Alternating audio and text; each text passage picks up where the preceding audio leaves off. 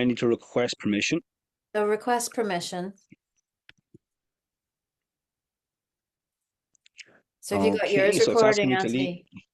I think, yes, I see the recording in the little corner. So when you hear that little recording in progress, that's always a good sign to let you know that, hey, the recording's in progress. It is, and it's great. You share this video wherever you want, and I'll share it where I want because we have different audiences, different platforms. Actually, it's really interesting. Before I introduce you to the people watching, that friend of mine put up a video that we made together on YouTube, and then I put it up on Facebook, and hers has got like 6,000 views, and mine has 500. So it also depends on how the social media platforms are treating you. So if they're treating you better than me, then I'm all for it. Well, I think it's super important, no matter what social media platform that you're on, that you're building on at least two, Oh yeah. if not three, for the simple reason is with all the different changes, all the different rules, regulations coming at people, you can lose access to something so easily. So whatever you're doing, make sure you're building on at least two platforms, if not three. And I think if, I'll introduce Anthony, but just to say that there are so many scams, we were just talking there about scams, that if you have a Facebook page, have a second person as an administrator, particularly somebody that you know as a backup person, because they're stealing Facebook pages too. So we'll talk more about that in a minute. Welcome to Healing for Healers. And I've got Anthony Beale, and it's so great to have Anthony here. I don't know what you're calling yourself at the moment as what you're doing, but when Anthony and I met, it was right before it was as I was setting up my healing practice, and I had gone to a Brian Tracy event. And it was one of those divine intuition things where I had been dipping in and out of Brian Tracy, but I wasn't madly in love with the work he was doing. But I got this huge push. It was probably from my guides or my higher self that I had to go to him when he came to Dublin. And I didn't know, you have to go, you have to go, you have to go. So I said, okay, well, if I have to go, I have to go. And I went, and I think it was in the RDS, I'm not quite sure, but it was packed. One of those big hotels. Anyway, there was, I don't know, thousands of people there, it felt like. And I There's a really good few. enjoyed it, and it was great to see him. But I think by the afternoon, I checked in with my guides and I said, so have I seen everything I need to see? Can I go now? And they're like, yeah. So I left. And I don't know, was it a year later? I got a phone call from you because my name is Wynne and I'm down the end of the list of all the people who came. And you're there, hello, I'm Anthony and I'm a coach and I'm going to call every single person that came to Brian Tracy. And now I'm calling you. And that was why I had to go. That was really what it was. So it's my pleasure to have you on my podcast, Anthony. What are you up to at the minute first? Let's just go Well, there. I suppose if I look back at then, my focus was always 100% on business development, helping the person first to build strategies and get super clear about what they wanted to achieve through their business.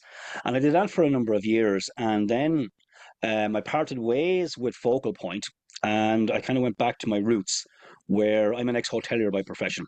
That was my jam, should we say? So So I spent the running a next number of years. hotel, just for people who No, might not no, know no, what that no, is. no. I went in. It's funny actually. There's an old saying: you either marry a hotel or you marry a woman. And so I decided I wanted to have a family and a life. And any hoteliers out there, especially in older hoteliers, would know you're talking 60, 70, 80 hours a week minimum. Oh And it my was just something God. that didn't sit with me. And so I decided I was going to focus on helping bars, restaurants, and hotels be more efficient. Taking what I learned from Focal Point and big hotel chains, because that was my background, and helping them put in strategies and systems that would help them, their teams, all achieve better results. Because here's the thing, if your people aren't happy, if your people aren't being developed, A, they're going to leave because they're going to go where they're treated properly. But B, if they're not treated properly, how are they going to treat your customers? And that is the key, is to really understand about internal and external customer, because it's all about people, and no business is different. Everything is about people, and how we treat people and how we interact with people is going to determine what happens for us. So I kind of did that for a long time, up until the pandemic.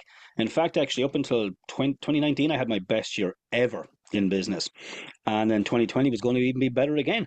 And I had planned on renovating the house, holidays, new cars, you name it. And in the space of about 5 days, From the 12th of March to the 17th of Mm. March, I went from probably earning maybe personally earning 150,000 euros or so, give or take a few pence, to a big fat zero. And I fell, and I fell hard. I really fell hard, and it took me maybe 6 months to a year to get off the ground. To be honest with you, Abby, because if I looked at that part of my life was 50% work, 50% family, nothing else. I did nothing else. I just worked, a bit to the family, worked, a bit to the family. And I had to relook at every aspect of my life. And I had to start looking at, well, what got me to being that successful? And it was funny enough, it was studying the Thinking into Results program, which is up there behind me, which I teach now. Um, but it was really getting clear about what did I really want, and really get clear. And I had stopped myself for years doing what I really wanted. I did what I thought I could do. I did what I was Right. hoping to do, but I never did what I really wanted to do. And even though I liked what I did before with hotels and restaurants, I didn't love it. Whereas I love what I do now. And I will do what I do now till the day I can't do it anymore. I don't ever plan on retiring, is my point, because I enjoy what I do. And I want to be like my mentor, Bob Proctor, doing it up until his late 80s. I mean, that man could stand on stage for 3 days in his 80s. He would put See so Bruce many of us to Lipton shame doing that too. with the energy that he had, you know. And the only reason you have that kind of energy is when you're doing what you love, Yeah. because that builds its own energy. And for me now, I work with groups and individuals that really want to go after something big, not something that they think they can do, something that scares the bejesus out of them, because that's where growth comes from. If what we're doing doesn't excite us and scare us at the same time, we're not growing. And what I'm doing now terrifies me most of the time, so I know I'm growing. It's really interesting because I think there's a huge number of people at that level where you were right now, where they're looking at their lives, looking at the choices and thinking, it's so hard just to keep going. Why should I do something I don't love at the same time? And just to say to people watching, you're a carer as well, aren't you? So when you're spending time with your family, you're helping out, you're looking after children. Yeah, well, I mean, I was kind of building my business up to be 50-50 before the pandemic. So I was doing Zooms and all that stuff before it became the must go way. I was doing Zooms in 2017, 18, and 19. So I was trying to separate the business to kind of have be 50% out on the road, meeting clients face to face, but also 50% at home because I knew my wife would need help. My wife suffers MS and she's wheelchair bound.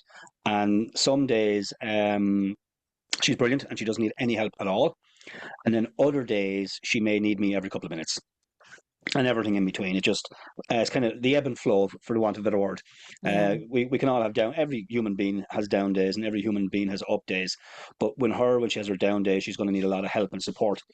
So that was kind of one of the main reasons that I decided that after I licked my wounds and got back off the ground, I said I was going to build my business to be 100% from home. This is my office at home, and I will work 100% from home because if my wife needs me, all she has to do is to call up the stairs and I can go down and help her. So that's kind of where I've restructured the business. So I am a full time carer as well as running a business. Um, so I don't know if I answered your question there, Abby. No, you have, because I'm seeing that there's a lot of healers. It's really interesting because having been a healer for so long, and I'm seeing there are so many really good healers now coming up through the ranks, wanting to do this work, not really having the business acumen, let's say, but it's just the last year or two, I'd say the last year mainly, has been a point in time where everyone has a choice. There's a choice point being made. And I think there's a window open, let's say a cosmic window has opened for souls to leave and possibly come back through incarnations or not, or go on to other dominions or, dimensions, however you want to call that. But then there's a choice point here for people who are staying. Do you want to stay? So it looked like you were offered a choice point, and then you decided you wanted to stay, but you didn't want things to be the same. You wanted things to be different. And in a way, for somebody as established and experienced as you, part of you is like going back to the drawing board and starting again. And I think a lot of people can relate to that because I think a lot of people are doing that now. So Totally. It was totally, and I love your use of words, choice point.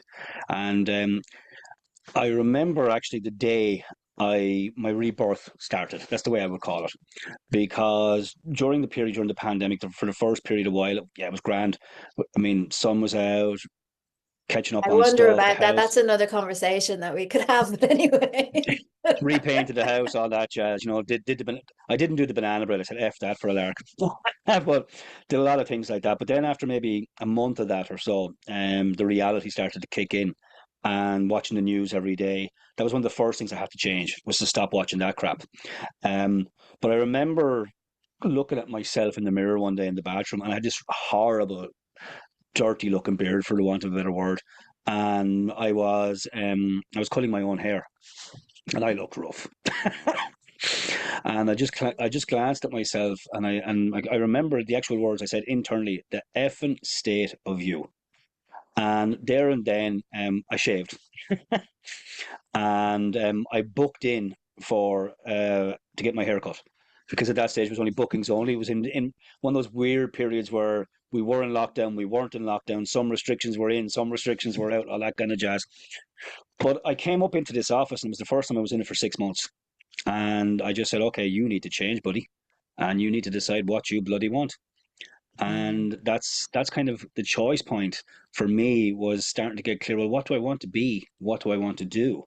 yeah. What do I want to have in my life? And I suppose, it was the starting of the rebuilding.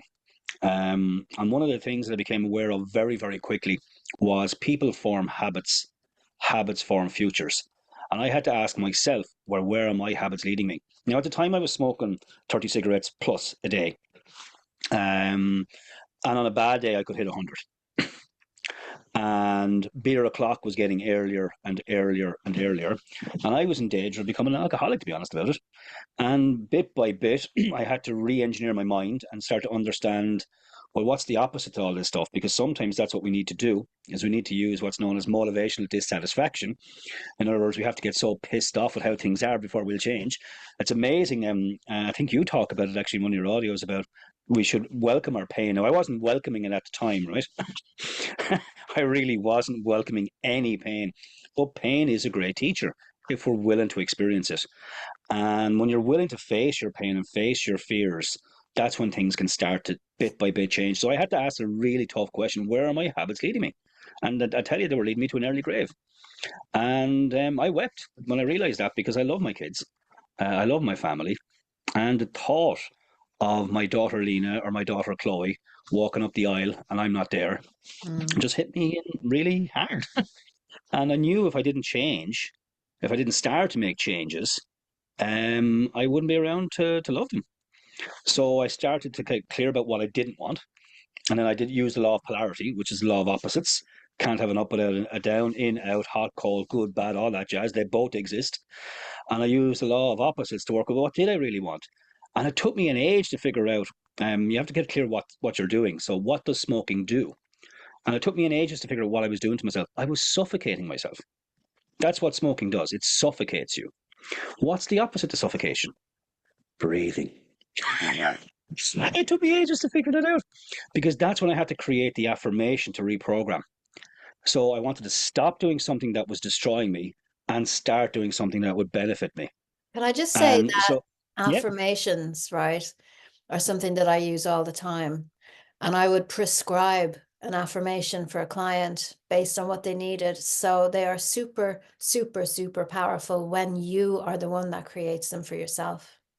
very much so. But it's to Absolutely understand what they are fantastic. Yeah. and understand how to use them.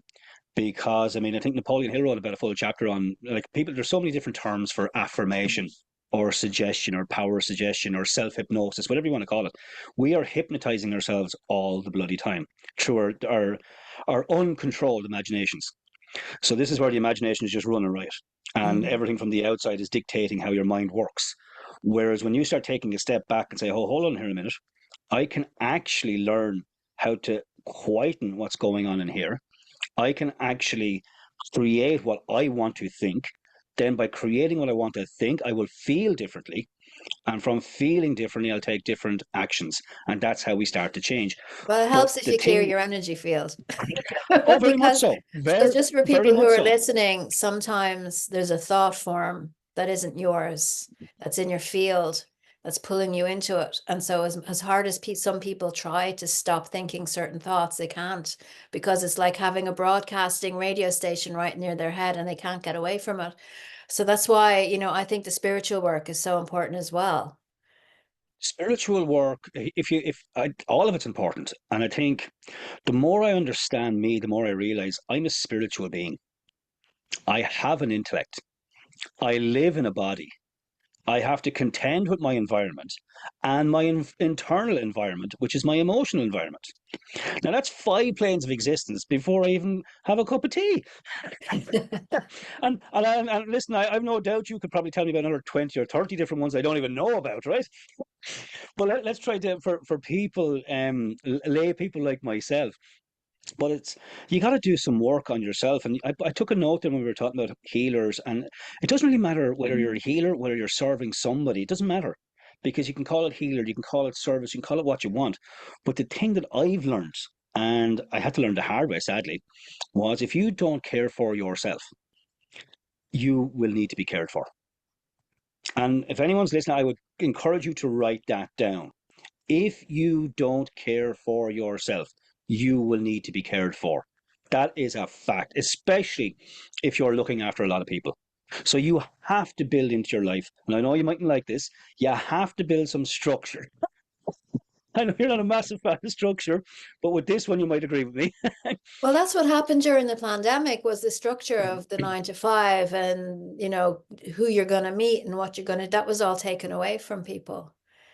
And it wasn't just for 2 weeks, 2 weeks to flatten the curve and another 2 weeks and another 2 weeks and another 2 weeks. And so without the structure, that's what church gives to people, a structure. So people need to take their own life in their own hands and build their own structures. That's what's so 100%. freeing about this. So that's what you started to do. 100%. Motivational dissatisfaction is fabulous. I love that. I'm gonna use that one. Feel free, it's not mine. Any of the ideas I've got, they're either from Brian Tracy, Stephen Covey, Bob Proctor, Earl Nightingale, Wallace D. Wattles. Oh no, I They're think none, your higher self is feeding you as well, and or all without a this shadow of all a this doubt. stuff belongs to everybody.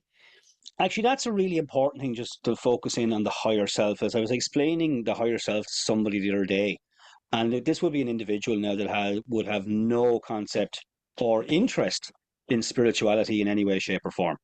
And I think I still, I'm not a spiritual teacher, but spirituality is part of what I do, if that makes any sense. I most certainly am. I do not profess to be a spiritual teacher in any way, shape, or form, but I will give everything I've got to my clients. I will give everything that I can. If I feel it's going to benefit somebody, I'm willing to look stupid. I'm willing to be vulnerable. I'm willing to share my ignorance. If I feel it's going to help them, I will do it. But I remember reading, I think it was in Paul McKenna's book, Change Your Life, How to Change Your Life in 7 Days. About 20 years ago now, this is when I read that book. But McKenna was talking to a friend of his about the self image, the inner self image. Now, I describe it slightly differently. But what she had said is, oh, your inner self image is like a diamond. And then our conditioning in our life, we cover it up with shit.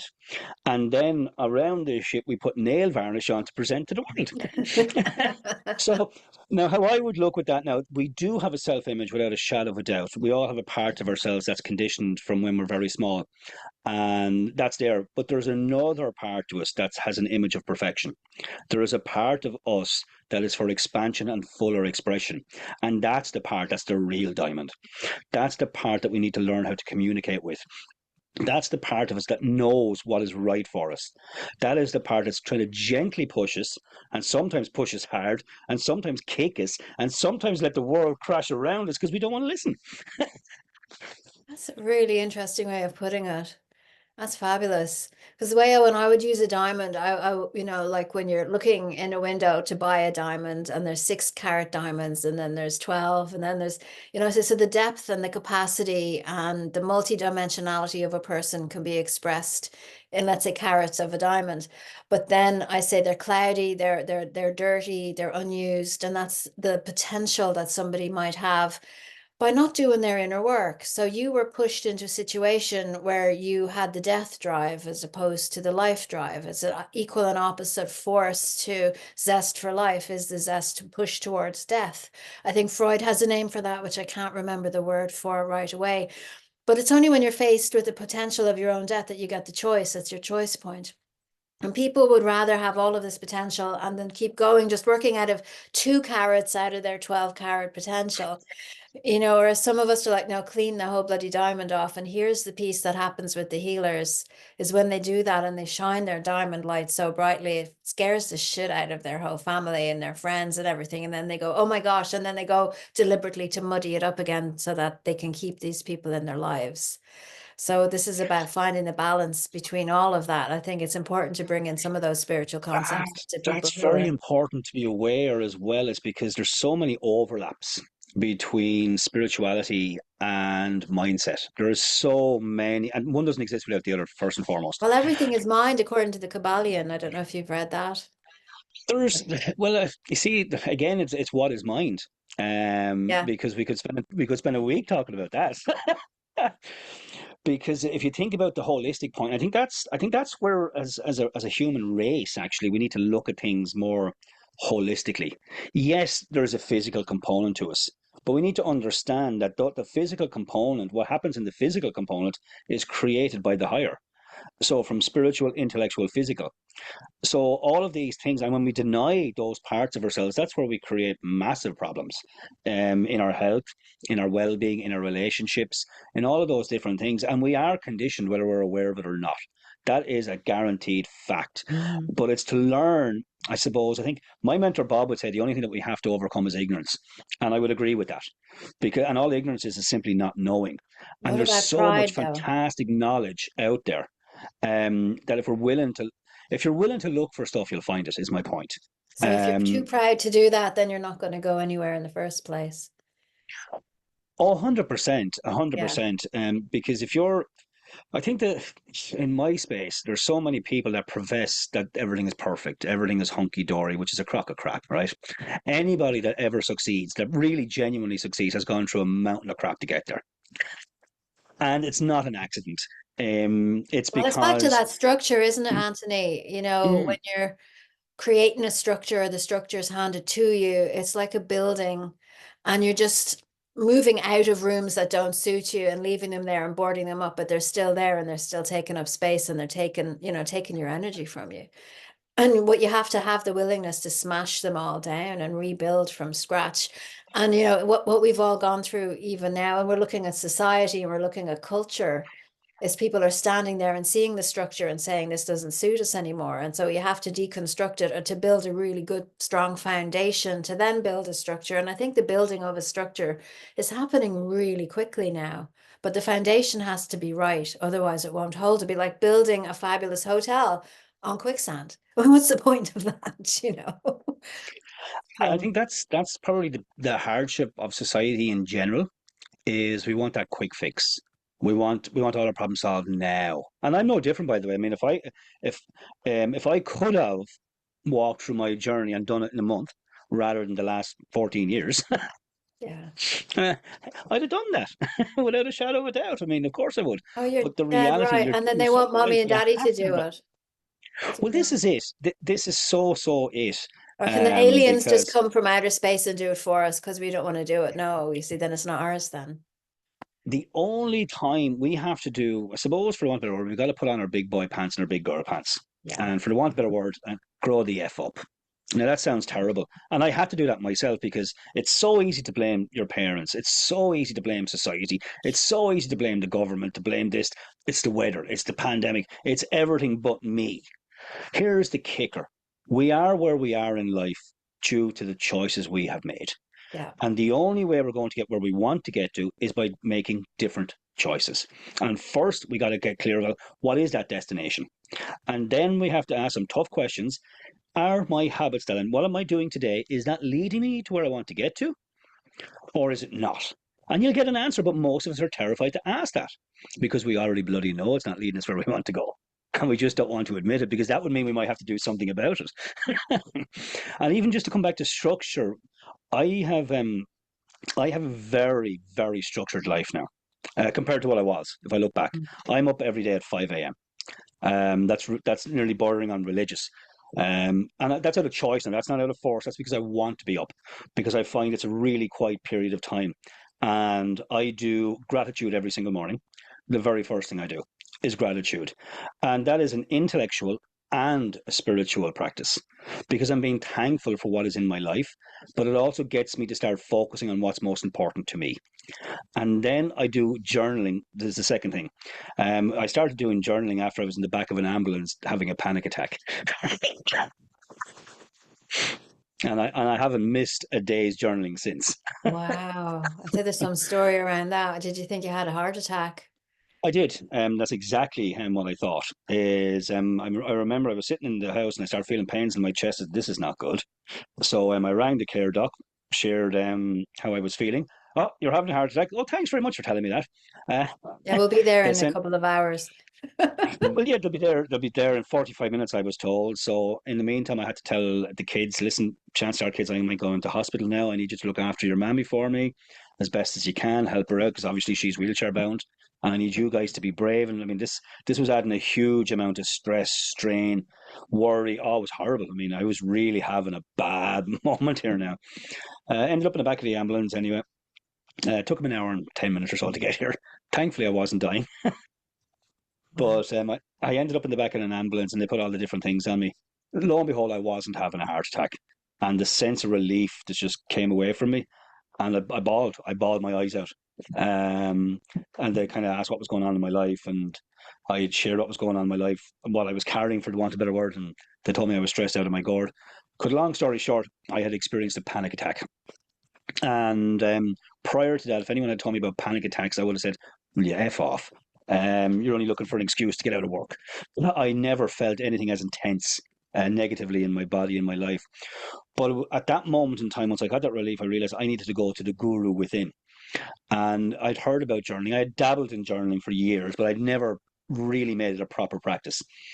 And from that day on, I never missed a day of journaling. And what I've learned about myself, I can't even share how many different benefits I've got from it. And I would encourage anybody, just start.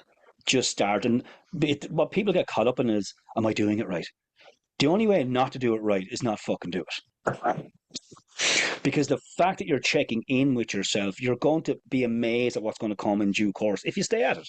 Now, if you're only going to do it for a week, don't bother. If you're only going to do it for 2 weeks, don't bother because it's you're not going to get any benefit from it. But I can look back now in my journal. I do a different. I've added to my practice, so I do a journal every day. On a Sunday, then I do a reflection of the week. So what went well? This is the business coach kicking in. What went well? What didn't? What do I need to change? And so I acknowledge what was good. I acknowledge what was less than good, and I start making changes. Now, do I change everything straight away? No, but I do start making changes. And then on a monthly basis, I do the same thing. And then, like the 4 Sundays or 5 Sundays, as the case may be, that helps me become super aware of pattern thoughts, habitual way of thinking, because we habitually think as well as we have habitual ways of doing stuff. And when we can become aware of those different areas, it's amazing how we can start changing our lives. And we do it one habit at a time because if that's what happens to us, that's why New Year doesn't work. We want to I change want to so stay many with things. this because Yeah. as you know, I write a one day at a time diary, which is Mm. also a journal. And so there's prompts in there and check-ins and reflections and things like that. And I think what journaling does, so whether you want to do it on a blank notebook or get some prompts to get you started, there's tons of choice of ways to do it. But the biggest thing is you start to hear your own voice as you're writing in your own voice. So then you're thinking and you're recognizing your own voice. And what's really interesting is you're hearing the language that you're using. So on another dimension, if there is this going on, you're not good enough, you're crap, you can go, oh, that's not my voice.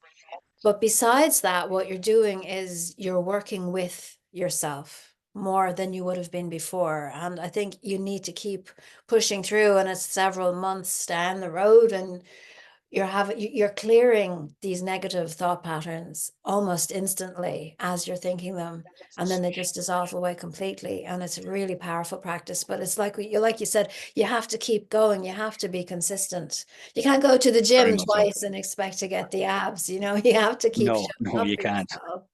You can't. You can't. And that's, I think that's probably what scares most people about these different things is the consistency of it. Oh, I could never. I can tell you if I can do it, anybody can. Is the first thing. Because here's the thing: when you start making you important, you will start saying no to stuff that is no longer serving, growing, or making you happy, and that helps you. Right now, we all have the same 16 and a half waking hours a day. What we do with those hours are going to determine how our lives are actually going to end up. Now, we can sit down this evening and watch 7 or 8 episodes of some shite on Netflix, or we can maybe take a half an hour out for ourselves and still watch 5 or 6 episodes because we don't have to change everything overnight. But it's little steps done frequently have a massive impact on our lives. And if we're not willing to care for ourselves, so how I look at how I had to look at restructuring my life, I had to care for myself from a spiritual point of view, from an intellectual point of view, from an emotional point of view, and from a physical point of view. So if I look at myself today, right, compared to where I was, Abby, I'm 10 kilos lighter than I was this time last year. Um, I actually today I'm 15, 16 months completely free of any nicotine. Um, I'm lighter, I'm brighter, I feel better, I think better, I interact with people better. I'm getting on better with my wife. I'm getting on better with my kids. And it all started with me deciding, well, who do I want to be? How do I want to be? Because until that's clear, and it needs to be big enough for us to change as well. Because if it isn't a big enough reason, you're not going to bother your ass. And that's why I teach a concept called a worthy ideal. It's got to be worthy of the time, energy, and effort you're going to put in. And it's got to be worthy of failing because you're going to fail. It's got to be worthy of falling down and getting back up for it. I love that Japanese proverb and I use it all the time. Fall down 7 times, get back up 8. Because anything that we're going to achieve in life requires persistence. Now, I don't have my perfect body yet, but I'm a hell of a lot closer to it now than I was this time last year. You know, these things don't happen overnight. Again, it's like we want the instant Everyone gratification. wants Take instant the gratification. Yeah, pill and continue to eat pizza. Doesn't really work, you know, because the pill is going to kill you in the end. If the pill that's doesn't it. kill you, it's the pizza that's going to kill you. For me, I had to learn different ways of tricking myself as well because I can't stand working out. I still don't like it. Okay, I will never like it, but I like how I feel after I've done it. Well, you're sentencing yourself to never liking it by saying that you'll never like Of it. course, oh, of course, it's the wrong thing to say.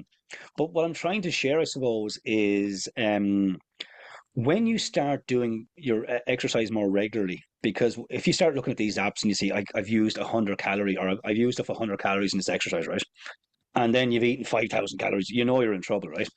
But what people mightn't understand is when you start building muscle, any kind of muscle at all, when you're resting weight, or sorry, when you're resting, your body is consuming more calories.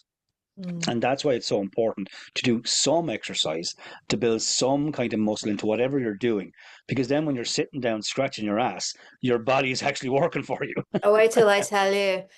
For me, it's a combination of using weights at home and going for walks. And I set myself a step Same. count and I have the smartwatch. But this is really funny. There was an update to the software on the smartwatch. It must have been a couple months ago. And what I like to do in the evening is crochet. So I'm sitting down and I'm crocheting and I'm watching Netflix. But my watch started to capture the crochet as steps. And I'd look at my, you know, how many steps did I do? And I'd be doing 16,000 steps today. And I'm like, hang on a minute. So something in me is like, oh, fuck this. I'm going to just sit and crochet and I won't bother going for a walk, you know. So I haven't yet written to Technology support is to dangerous. complain, but Ian's getting a massive cardigan. Let me tell you, it's going to be a great cardigan. I'm making for him at the minute. But so how you know, for me it was like it's all here on the watch. And so I'm competing with myself on the watch, and then suddenly it doesn't mean anything. So I'm like, feck it. But you have to realize your body knows how many steps you've taken. Right. It's not Correct. about the timing or you know, it's so it's 100%. going for me walk. 100%. 100%. I do it slightly different when you say I do weights, but I use body weight. For the simple reason is I know myself, and you have to know yourself, and you have to know your weaknesses. So if I can give myself a get out of jail card, I will. But so, for example, oh, it's raining. I don't need to go to the gym today, or I'm not going to go to the gym, or whatever the case may be. So I don't go to the gym because my gym is my body and my home. So wherever I am is a gym. So I've no Mhm. freaking excuse not to do it. Yeah. And that's, I think, half the battle is learning ourselves and starting removing our excuses and our alibis. Because to have health, I'm not going to be healthy if I'm giving myself excuses. I'm not going to get stronger if I'm giving myself excuses. I'm not going to live past 70 if I keep giving myself But excuses. there must be some exercise out there that you'll enjoy. Maybe you just haven't found it yet. Well, to be honest with you, it's so, I kind of jest and I joke. Some of the things in the exercise I enjoy, some of it, because especially the high knee stuff, because I'm back doing martial arts, which I for the first time in a long time, and it's helping me with my kicks. But that's So, going back to what you said about doing what you love. And it goes into more than just your job, your career. It goes into, you know, how you spend your free time and what you do with your exercise to get that into the holistic way of being. And walking I then, do already.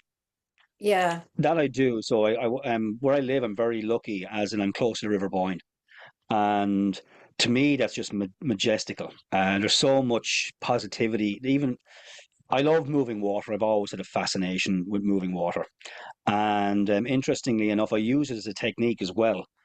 Just the idea of moving water for when my thoughts are getting the better of me is to throw them back into the river and let them flow away. oh, that's great. But I walk regularly along the banks of the Boyne. It's where depending on what part of the country, some will call him Finn, some will call him Fionn. I call him Fionn McCool. You can shoot me. Some will call him Finn McCool. I don't care. So you're But that's local, where this. so you know better than we do. So well, I'm from Wexford, so I'm not that local.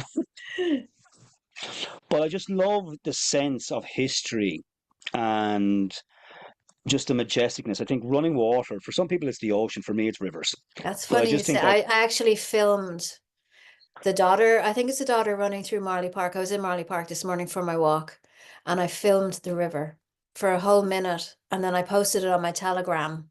And I just said, can you silence your mind and just let let your thoughts go in the river and just allow the water to wash your energy, feel clean, and just see how long you can go. And then people are saying, I only lasted for 5 seconds. But the thing about it, you can play it and replay it. I put it on YouTube as well. The people need to be reminded because they're always on the phone. Get out to the real river, get out to the water, get out to the trees in the forest and clear your energy. You were saying actually that interesting you you were said using one of my energy clearing audio files yes. there for a while. Well, I use it regularly. I just like the idea of the different thoughts when they come up, and so many of our thoughts are not actually ours. So many of our feelings are not actually ours.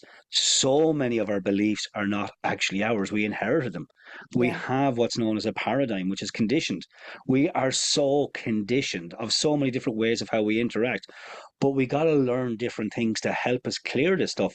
That exercise was really beneficial for me. That energy healing exercise was really beneficial. I use multiple different techniques. I use body scans. Doesn't matter what you use. Work out what works for you. All these things work. But everybody's different. So some people are visual, some people are kinesthetic, some people are auditory. Work out how you are and then work out what works for you. But if you're not willing to look at it, if you're not willing to ask these questions, if you're going to stay caught up in your own ignorance, well, you're screwed. That sounds And terrible, you but know that's what the else? reality. No, it's true. And in because I'm currently working on my diary for next year, and in the very front page, I get them to write a first aid list when they're feeling good, because you can have all these structures and you can have all of these routines, but you might not have the energy to do them. So you can go down the list and go, okay, well, I can listen to this, but I can't go out for my walk today because I'm not feeling it, or I can't talk to someone else today, but I can talk to myself. Do you know, starting so taking a step back from where you are and step back and a step back. So you have a plan to climb back up those steps to when you're at your best, to when you're able to go. I mean, I have physical pain. I've never been diagnosed, but somebody probably could diagnose me with fibromyalgia. So I'm looking at anti-inflammatory diet, and some days I'm stronger than other days. And I did a workout there the other day with a whole load of squats in it, and I've been in bits for 3 days, and I'm like, it's been 3 days, you have to do your workout again. And going, no, I'm not doing it again because my body is still recovering from the last one, and I'm going to be nice and gentle with my body. So we have to work with what we are and where we are in the moment, and that's so It's important. key to become more aware of what's happening in our bodies. So I will do a body weight exercise where I'll do legs one day, I'll do chest another day, I'll do arms another day. It's a technique I learned from the Aduco gym years ago, where you work different parts of your body. Now, I love the word Aduco more than anything else because it means to adduce, to draw out from within, the Latin. But it's all these different techniques that you got to pick up that work for you. And you shouldn't work out if you're feeling pain. You shouldn't, because that means you're slightly injured or your muscle is torn and it needs to recover. So you're building muscle. So you figure out, okay, well, where am I sore? Okay, so that's sore. I'm not going to work that out. Well, what can I work out? To go back to what you said a moment ago, what one step can I take? Because sometimes when we go to make change, what stops us is overwhelm. Oh, I have to do this, and I have to do this, and I have to do this, and I have to do this, and I have to listen. And the mind just goes wild. You only have to do one thing, whatever that is now. I use the time. I don't know if you can see it actually. Oh, here it is. I use this as a reminder for myself regularly. I have it on my desk and I grab it. I don't know how much is left up here. I do know how much is gone. All I have control over is right here, right now. That's all I have control over. And when I can get my mind back into the present, whatever that is, well, what problem do I really have right this second? What do I have to deal with right now? Then I can take a couple of breaths and calm down. I had to learn how to breathe, for Christ's sake. Yeah, you had said that. And what's really interesting is when we didn't know how serious COVID was and what we were up against and where we were, to look at, well, what if I don't know how much time is left? What if I die next week? To really get a handle on your mortality, to say, well, I'm still fighting with this person and I still haven't sorted out that issue. And to make those important things to do. When I turned 30, I did a life review. And any relationship that I had that I felt that there was like unfinished business, that's what they call it in counseling, unfinished business. I made a list and then I worked through that list that year and I closed off all of my unfinished business. And I think, that's not sitting It's down and massive. writing a will, but it's clearing, it's the consciousness, it's the guilt, and as I say in some of my books, if you do that, you've done that, and if they're not ready to forgive you or they're not ready to let it go, then the ball's in their court and you've done as much as you're able to do around That's that. amazing. I'm just laughing because as I was sharing earlier on, I'm not laughing, but I am at the same time because I use my balance your day file. It's something I call it my balance my day 6.0 now because it's the sixth or seventh rendition of it. And I've been evolving this. So the first thing is gratitude, the second thing is journal, the third thing is forgiveness. So I even have it here in front of me. I'll just read it for you if that's okay. If someone or something is bothering, choose to forgive. When you do not forgive, you carry a pain you do not need to carry. Let it go. Sometimes the person you need to forgive is yourself. Refuse to carry guilt or resentment. Guilt is towards yourself, resentment is toward others. Both are poison to the self. Forgive. I forgive whomever. I no longer carry them. I release them to their highest good and me to mine. But that helps me. I use that every day. Now, some days I don't have anything to forgive, which is great.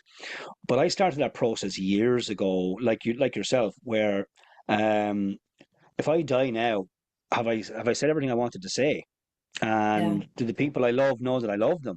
Do the people that I care about know that I care about them?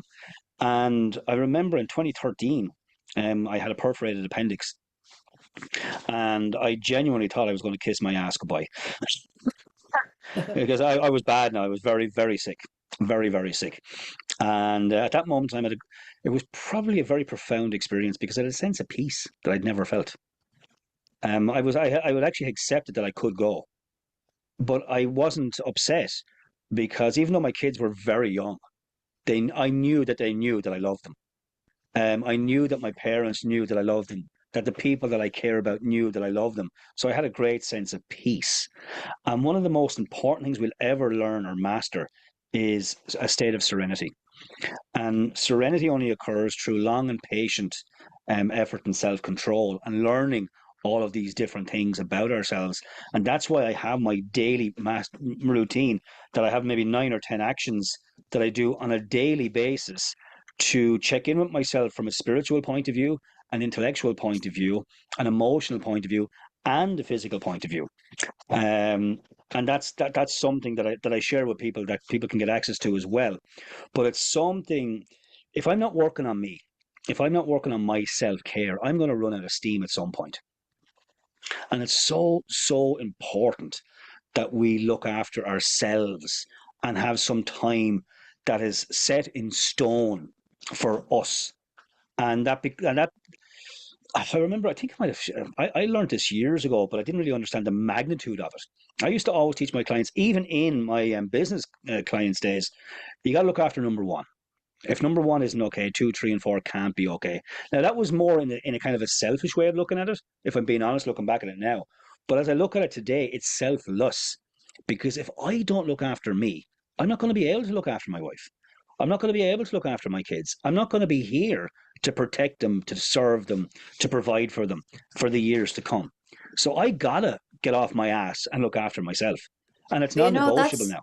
that's what you said about the hotel, the internal customer and the external customer, but you are the hotel. We have to be that. And for me, in my business where I am, if you're going to someone who's going to help you and they look like shit, they're not emulating what they're saying. They're not walking their talk, which is what we say, which is, well, why would I go to that person if they're not radiating health, vitality, brightness? Because I want to, because they know how to do that. And we can see it. The proof is in the pudding. There they are. They've got their internal thing going on, and they've got their external. And where we're going to in the world that we're creating is more truth, more authenticity, more congruence, honor and value. So like you said about us being conditioned, we're conditioned to believe in our values are all handed down to us. And, one of the things I get people to do is to sit down and look at all their values. And sometimes they've never done that before. Well, is that your value? Did you get that from your granny? What do you feel about it now as an adult? You're allowed to change your mind. You don't have to believe this. And we're allowed to change our mind, And so as we grow and All change, for and one of the things I think is so interesting about forgiveness, I just wrote a piece about it on Substack, that forgive but remember, because we've been conditioned to think forgive and forget. So people are so reluctant to forgive because they feel that if they forgive somebody, then automatically they have to forget what happened to them. And that's not taking the learning and moving forward with that. You forgive and you remember, so you let go of I the have a trigger, slightly you let go of different the take on emotion. that. I like it. I like it a lot. I forgive and I try to let it go. And I'm particularly using the word let it But go because I don't want to what's carry the it. it here? What's the it that you're letting go? That's the piece. Correct. You're letting go of the emotion around it. You're letting go of the disappointment. Let's say if I'm letting somebody go of what disappointed you. I'm carrying that I need to let go. Because Yes. if I don't forgive, I'm carrying something that I don't need to carry, and that brings my energy level down, my frequency down. So the more I'm able to let things go, now I'm not a turn the other cheek type of guy, right? Yeah. But I'm a fool me once, shame on you. There isn't a fool me twice. But there's no point in me getting all upset and annoyed over something that's in the past because I can't change it.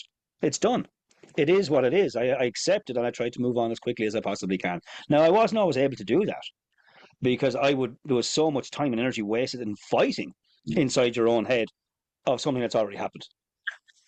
Do you see why And I, the world was designed that way, and how we're redesigning the world so that you're deliberately making time for yourself to analyze, to sit, to be with, to take the learning and move on. I remember that those guys treated me badly. I'm going to let go of my disappointment, but I'm not going to ever get involved with them again. bingo. I would agree 100% with that. 100%. I'll take the learnings, but then equally, then there's another part of us that have attracted these situations to ourselves that we Yes. need to start understanding that as well. Because of what belief structure is behind me that I need to find these people, because there's a lesson in everything if we're willing to look for it. And life will keep sending the lesson until we learn it. So it's really important that we learn these lessons. Okay, so I felt at that time that I wasn't good enough. So I would accept that kind of behavior. And there's an affirmation that I shared yesterday that I still use anytime I'm going to do something new. I use this affirmation because it's so important that we condition the mind first, because the mind will play you like hell. And people will talk about mindset. Your mind is set. What we need to be doing is resetting it. But I love this one. I use it regularly. I am enough. I was always enough. I will always be enough. But and I use my little mirror here in my office. This is more of a thing that I've only been doing for a while now. And I'll be honest with you, it's as uncomfortable as hell. So then I know it's working. Because when I'm uncomfortable, that means I'm growing. If I'm comfortable, I'm stagnant. But I will do my affirmations and different statements through in this little mirror, and I will feel like a complete moron at first. But what I'm noticing is the more I'm looking in my own eyes, the more I'm feeling more respectful towards me. I Yeah. use this technique, and I have this in my office, but I have another mirror I used to use that I had to. We all have an internal voice, everybody has. And usually it's not nice. It's not pleasant. It'll tell you that you're fat, you're ugly, you're this, you're that, you're the other, anytime you walk by a mirror. And it's to learn how to, well, first of all, get rid of that. And second of all, to start accepting yourself as you are, because until you accept yourself where you're at, you can't build on it. So you got to accept what is, whatever that is. And when you've accepted what is, then you can build on it. So I would have, not like my ears for argument's sake, so big fat ears, whatever the hell you be saying to yourself. But until you can learn how to kind of say, I accept my ears, I accept my nose, I accept my chin, I accept my stomach, But I even accept getting my ass. older, right? When you look in the mirror, and I'm Oh looking in yeah. the mirror and I'm going, oh, I've got another gray hair and, wrinkle Well, here. I'm But then I'm I I'm say, I'm hiding mine because I've got a bucket of Brill cream in mine today. I've got plenty of them I'm now, gray Yeah, I'm hairs. super badgerish, super badgerish. But I use the I accept myself. I accept myself over and over again. And after I've done that, then I might use my affirmations of what I want to become, or my affirmations of my goal, or my affirmations of different parts of my life that I want to change. Because the more control I get on that inner voice, the more I will become the person I want to become and not get caught up in the person who I was. And that's when you go to change, you can always, it's easy to roll backwards. It's always going to be easier to roll backwards, but sometimes we got to keep rolling forwards. Oh, when you're saying that, which is really interesting, because I know the amount of support that you get at home. I'm just thinking about people who don't have that support at home, the people who are moving forwards and doing their work and really irritating their partners because the partner doesn't want to do the work or the partner isn't interested. And I'm Oh, I wondering have why that support came up. now. There's I, obviously people who I are have watching support this now. or I didn't. listening. Yeah, but it's just interesting to me as to why this came up as a thing. There must be people watching this who have this on their mind. 100%. 100%. You see, here's the thing with life, and we have to create our own boundaries as well. There's when we go to change, that can be threatening for somebody else because we're not who we used to be. And they haven't done the work on themselves, and it's not for us to make them to do the work on themselves either, Mm. because doing work is a personal choice, and we need to allow them to choose that. And that is where I created a huge amount of hassle for myself, because there was a period in time when I was growing and my wife wasn't, and that was creating huge amount of friction, massive amount of it. But it was only when I could start getting a handle on my own attitude, and my attitude is my thoughts, my feelings, and my actions. And oh, she's not doing the way I wanted to, or I'm changing as she's not. Hold up here a minute, buddy. Take a chill pill. Relax the cax a bit. I want to change, and I want to change for a load of different reasons. I have no right to try to make anybody else change. Now, I have every right to speak how I feel. I have every right to share why I'm changing. I have every right to share that I feel it would be beneficial for somebody that we're in an intimate relationship with. But I cannot force anybody to do anything. And that's where so much pain and suffering comes from, because we try to do that. Well, I have become aware now, so you need to become aware. No, they don't. They don't need to become aware. Now, if they how, and I love Stephen Covey for this, we cannot talk ourselves out of what we've behaved ourselves into. Now, when you Mm. become aware in a moment in time. That's now, right? That's usually when awareness happens. But that person is used to how you were for the last 20, 30, 40 years. Just because you become aware, it is totally unfair to expect somebody else to become aware at the same time. But that's what we do when we become aware. Well, I have had this great epiphany, so everybody else should have it. And they don't. And then we get pissy about it. I'll never forget this client that I had who was so angry when she came to me, that she was demanding that her parents accepted her completely for who she was and have to. So when I went a little bit deeper with her, it ended up that she didn't actually accept herself for who she was. But here's the key piece: she didn't accept her parents completely for who they were. And I think when you do that piece of work, everything changes. It really It's does. so important to accept yourself first, exactly, warts and all. You have to be able to accept yourself and then to understand certain things. The world is a mirror. The thing that you love is yours. The thing that you hate is yours. What you see in somebody that annoys you, you have. What you see in somebody that you enjoy, you have. But it comes down to us becoming so aware and accepting our good, our bad, our indifferent, and then focusing on our good, of course. But we have to be aware that we're on a journey, so is everybody else. And it's not my place to tell anybody how to walk on their path. Now, if they come to me and they ask, well, Anthony, I see you've walked on your path. Can you help me with my path? No problem. I will help you redirect if needs be. Sometimes we need to put a bit of petrol into the car and get you to go again. And sometimes we have to get you, okay, well, maybe, well, is that the direction you want to get to? Because Mm. that's where you're headed. And that's half the battle, is becoming aware, okay, so I'm here right now. Each step I take is bringing me towards something. Is it somewhere I want to get to, or is it not? And change is inevitable. Change is going to happen whether we like it or not, but growth is a choice. And the people that want to grow will come to us. But what I suppose when you're a healer, and I would probably, maybe I'm more of a healer than I realize. I think you You can are. see so much pain. Great. You can see so much things, and you want to help everybody. And I know I genuinely want to help everybody. I also know I can't, because some people don't want to be helped. They would much rather sit there, wallow, complain, blame, point fingers, never take a look at themselves. And that's totally okay. I'm not judging, I'm just reporting.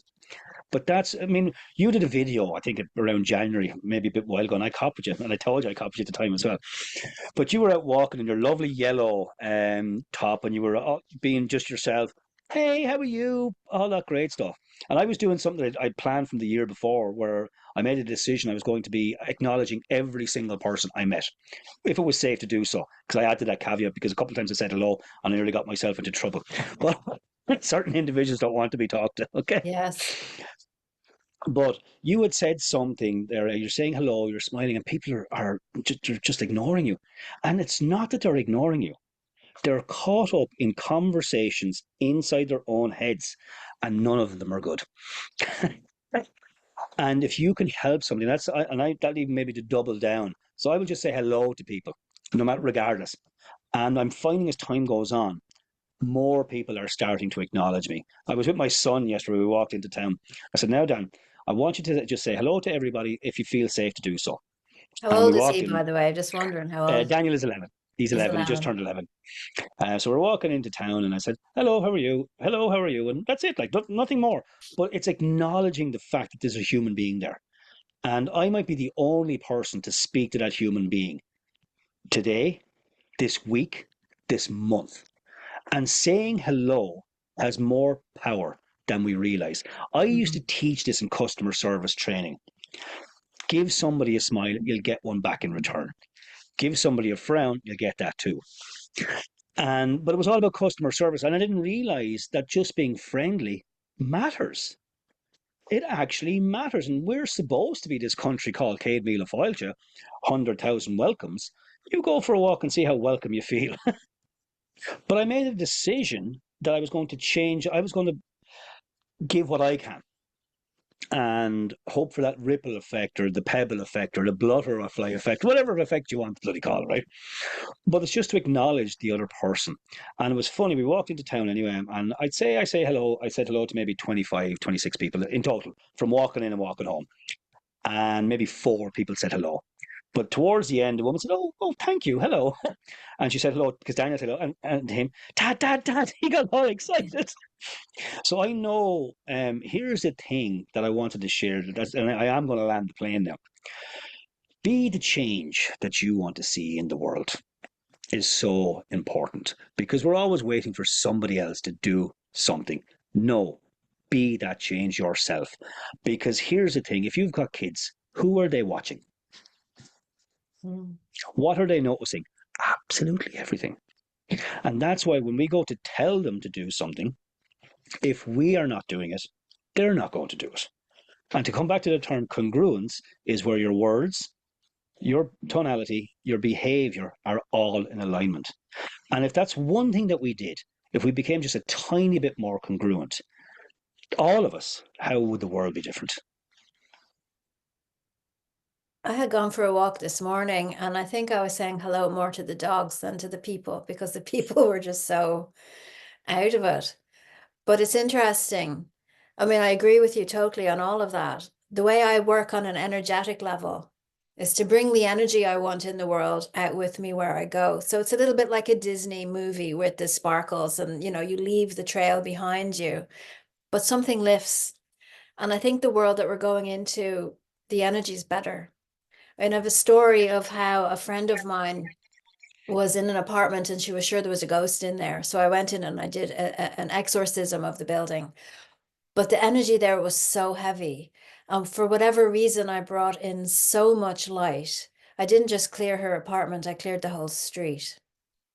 So I got a text from her the following week saying it's been really nice coming home and that place feels a lot better, but even more strange that she's been living in that place for over a year and no one ever said hello to her. And now everybody's saying hello on the street That is because I had so cleared the powerful. whole street. I remember you sharing me with me, and I think it was about 13 years ago.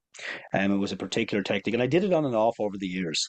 And I'm just I wrote a note for myself now to redo it because I remember it was a body scan style relaxation. So you go through head, feet, toes, all that jazz, and you get down, and then you find that energy in the core of your belly, like that bright light, and it expands and it expands and it expands. It expands to the size of your house, bigger, bigger, In the all the street way you're in, the out city you're in, the country you're in. the Yeah. country, all of that, all of that, all of that.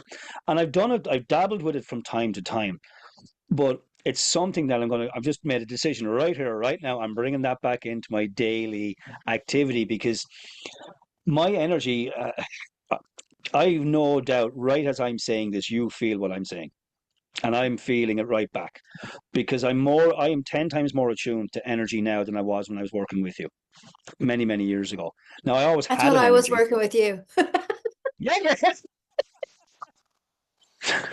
But Was that's it the your guys beauty. that came and told me I had to go to Brian Tracy because they wanted you to meet me?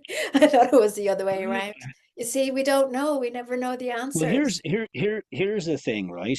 And the more you understand you, the more you're going to realize we're all part of the whole. And what I do to benefit the whole will benefit me and everybody else. What I do against that has the opposite effect. And that's why we still have so much conflict in the world Yeah. because we don't understand that what you do to somebody else, you're actually doing it to yourself. I adopted this technique about 18 months ago, and to say it's had a profound impact on me is massive. And it's biblical to a degree, and everyone will have heard it. Judge not, lest ye be judged. And I just started, a mentor of mine told me about it a long while back and said, okay, that sounds good. I like that. I'll give it a go. I'd say about an hour after I decided I was going to do this, right? I was up in the local super value and somebody got out of the car that was quite heavy set. And in internal dialogue, look at the F instead of that fat blah blah blah blah blah blah blah blah blah blah blah blah blah blah blah. This is internal now. So of course I wasn't going out and saying it out loud, but it was so horrible and negative. And I had been doing that for years and I didn't realize I was doing it. It was only when I went to stop it that I realized how opinionated I was about people, how opinionated I am about situations. And since then, I've got better and better and better and better at it. But what I noticed, and the reason behind it, is when you judge others harshly, when you screw up, you are going to judge yourself equally, if not more harshly. So I wasn't doing it to be this great, wonderful guy. I was doing it for Yeah, but selfness you as know well. what's really But what I interesting, found, Anthony, mm, is that as a child who suffers trauma, what you do, and I'm not saying that's you, but that would have been me, you scan the room to judge how do I have to be to keep the peace in this situation. And that habit of judging based on your own survival kind of feeds itself into the adult where but but then you can kind of it kind of turns outwards then onto itself, and it's like, well, I'm actually okay, I can look after myself, so I can still judge, and instead I'll get angry at everybody else because they're not what I want them to be. And so I realized that I had been doing that too. But what we also do, which is directly connected to this, is we shrink our energy field, because you had just said you get the size of the house, get the size of the street, get the size. We are naturally that big. Right. And the we emphasis in the make world is to be ourselves small small. and to fit in. And so you don't have space to be tolerant of your parents who you can't accept completely, but you want them to accept you completely. You don't have space for the person that pisses you off, or for your partner when she doesn't want to grow alongside with you. If you unapologetically, and this is what changed it for me, unapologetically take up the space in the world as yourself. This And is show up. and this is the size of me. And when I would say that this is the size of me, I'd be like, oh, but I'm overweight and I'm too big and I'm too, and I have to be small and I have to lose weight and I have to.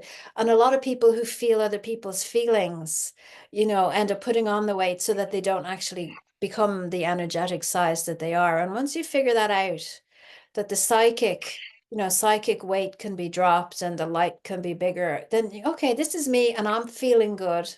And because I feel good and because my inner dialogue is not hurting me, I don't care what you do. Do whatever you I want. think It's your that's so choice. important because when we stop giving a shit, because they're not thinking is the first thing, to be honest, about most people aren't thinking at all because people would rather die than think. Yeah, some But people when would, we yeah. stop looking the outside and just solely focus on our greatness within, Earl Nightingale said it best. He said, the biggest problem in the world is not cowardness, it's conformity. It's Yes. trying to be like everybody else. We are all unique. We are all different. And there was one thing popped up to me that I learned a while back ago, and is it okay if I share that? It's to do with weight. And people give out to me for this, but I don't care. Uh, Please but I'm going to share. share it. I'm going to share it. If you lose your keys, what do you do? You have to look for them until you find them. If you lose your wallet, what do you do? Oh, look for it, yeah. If you lose weight, what are you likely to do? Celebrate? I don't know. It's a slight change of wording. That's all I'm suggesting. Is when we release weight, we let it go. When we lose weight, we start looking for it again. And it's only a play on words. It's a play on words, but I've used that over and over again myself for the last X amount of time, maybe about year and a bit. And I'm 10 kilos lighter, and and I haven't put a pound back on. Um, in even over Christmas, I gained a couple of pounds of Christmas, but I released it again in January, and I've maintained it. And I'm not doing anything spectacular. I'm not dieting. I'm not doing that. I'm just doing a decent bit of exercise and watching a little bit what I eat. But it's just a terminology of releasing, letting it go. Because maybe I'm wrong now in this, but I remember reading before when we carry weight, a lot of it is emotional that we haven't released, and the more of things that we can release, emotion and the physical side seem to follow in due course. That is really Because good. I slept into protectionism in the pandemic, so I got heavier because I needed the weight to carry all the pain that I was carrying. And it was only through facing that and releasing it was I able to become lighter. And I know I will become lighter again, because I'm learning how to release more. And it doesn't matter what way you do it. It's just learning how to do it for yourself. But I just think it's a nice way of looking at the word, is releasing rather than losing. I think it's brilliant because people say I am fat. And it's like, no, you are not fat. You have fat. It's like you have hair and you have fingernails. And it's it isn't who you are. I am who I am. I am, and we say I am fat and losing weight. I never saw it that way. I think it's brilliant. I think it's because It's what you're doing is you're so releasing the important. claim over that being a part of you. And then Correct. your body's like, Correct. oh, okay, I don't need that then to be me. I can be me and, you know, be a movable feast and just, You will know this probably better than most. But I think just a benefit just popped into my head now. Anything that follows after I am is super important to be aware of, because the I am part of us is our consciousness, is of what we are accepting as true for us right now. yeah. So I am this, that's true for me. Whether it is or not is irrelevant. It's true for me right now. But this is where we need to learn how to reevaluate this shit that's going on up here. That's why I love Irish, because it's like Toblerone Harum is like the sadness is upon me. It's like I am not sadness, but the sadness is upon me, and upon me like a rainy day, the rain will go, the sadness will go, and I'm still here. And if we could talk like that about emotions as well, and to realize the thoughts are the Oh, same and we the can thoughts talk go about it. Just through. takes more of us to do it. We're Yeah, talking about it now, but it needs to become a more common language, the yeah. use, because you'll always hear consciousness, and everyone thinks it's airy fairy stuff. With people, it's not. It's here. It's now. It's right this second. And what I'm saying to myself over and over again is determining where I'm going to go. Now, is it a nice place, or is it not a nice Well, that's up place? to how you feel about yourself, isn't it? Correct. Self image. There's so I could talk for weeks about this stuff with I was just Jackie. saying, yeah, There's we're going to have so to much wrap this up in a interaction. few minutes. But there's been so much in this conversation. And I think it's definitely keeping me engaged anyway, which is another thing. What are you interested in? What are you spending most of your time? Things I've been saying lately is doesn't matter if you're a millionaire or not.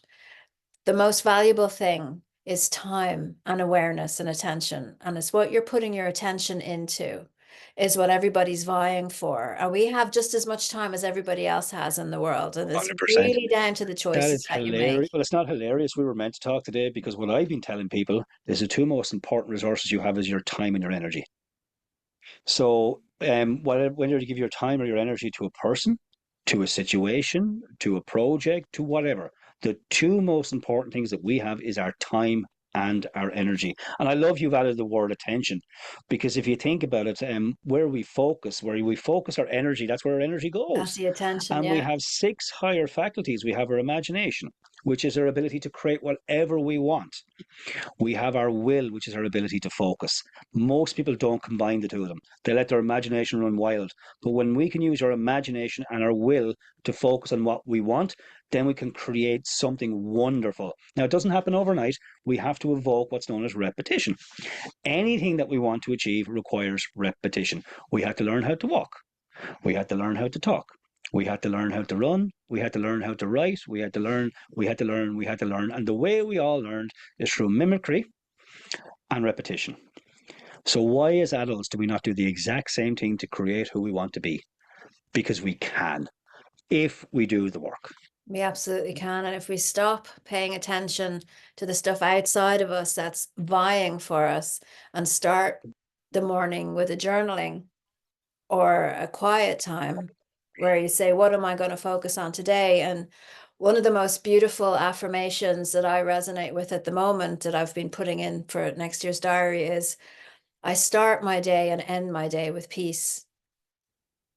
I I like say, that. today I'm going to focus on whatever that's going to be. So I bring peace everywhere I go. I start my day with peace. I end my day with peace. I breathe in peace and I breathe out anything that's not peace. I'm so glad Keeps this is you recorded because I'm going to have to write that down. centered. So That's look, we'll beautiful. definitely have to do That this is again. beautiful. No, Where I can love it. I just want people to acknowledge find that. you? For coming Oh, up. where can people And do you find me? have anything coming up, in the next couple of months that Yes, people can join? I've a few things coming up. I have my Facebook group that I kind of launched a little while ago. That's kind of just growing, and I call that Map Your Future, ABA. So my tagline is, "I'll take you from A to B, and then you'll realize you want to go for a better A," because we don't believe that we can go for the big thing up front, but we can.